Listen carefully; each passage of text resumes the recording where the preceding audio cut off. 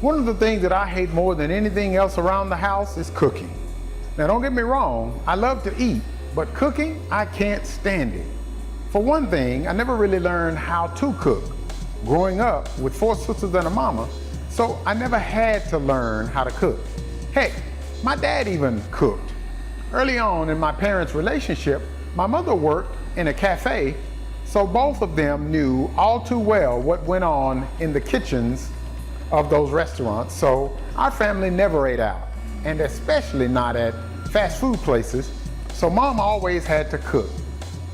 Being the only boy in the house, cooking was never something I had to learn. As I got older and out on my own, I tried to, especially those times when I had to. And I did all right, but I even said to myself, don't quit your day job.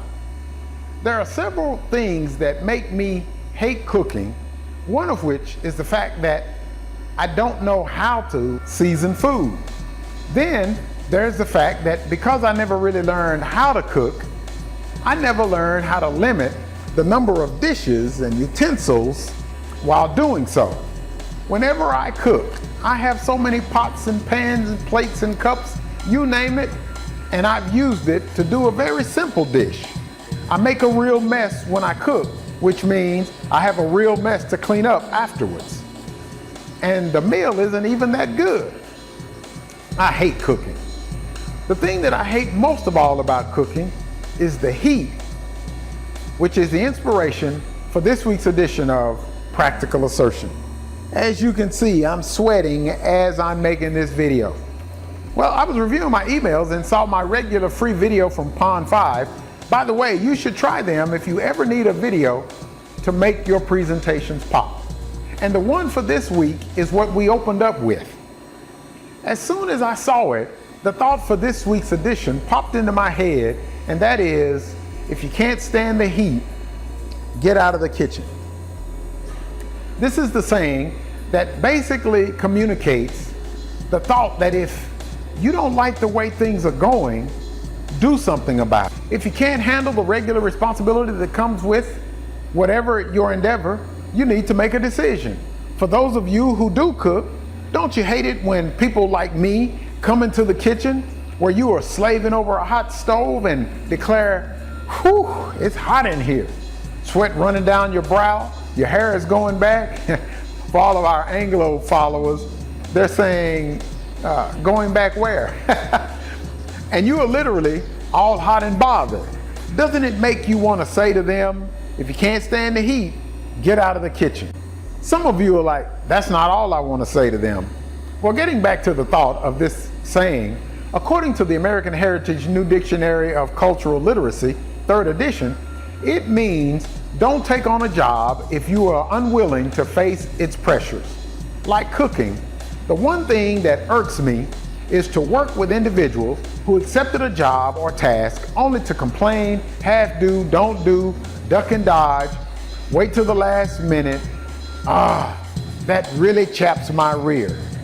I pride myself on performance because through the many disappointments of my childhood, broken promises as a child, waiting on dad to bring us what he had said he was going to bring when he got home, but coming home empty-handed, I gotta tell you, commitment means something to me. As I work with clients, potential clients, including ministers and church leaders sometimes, who commit to follow up only to be a no-show, again I say, don't take on a job, don't make a commitment if you're unwilling to face the pressures or to make good on your promise. In this same vein, it annoys me to see adults who bring children into this world who fail to provide the very basic care and attention to those precious little ones. Don't take on a job if you're unwilling to face its pressures. If you can't stand the heat, get out of the kitchen. Stop going in there, stirring the pot, getting things all warmed up, but then run and hide when the cake comes out of the oven. In other words, stop making babies if you don't want to handle the responsibilities that come with it. This same concept applies to other areas of our lives as well. Spiritually, if you can't stand the heat, get out of the kitchen. If you are unwilling to face the pressures and unwilling to bear your cross, why did you take on the job in the first place? Let me remind you that Jesus said in Matthew 12:30, "He that is not with me is against me, and he that gathereth not with me scattereth abroad." He later said in Revelations 3:15 and 16, "I know thy works, that thou art neither cold nor hot.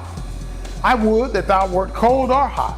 So then, because thou art lukewarm and neither cold nor hot, I will spew thee out of my mouth." So what are your thoughts? Did this edition of Practical Assertion strike a nerve? There are so many areas of our lives that this saying touches that we couldn't cover them here. Do you have other examples or thoughts? Let me hear from you. Share with us those that you know of that applies to this saying. And everyone you know, please share this video with, and we'll look forward to seeing you again next week for another edition of Practical Assertion. Take care.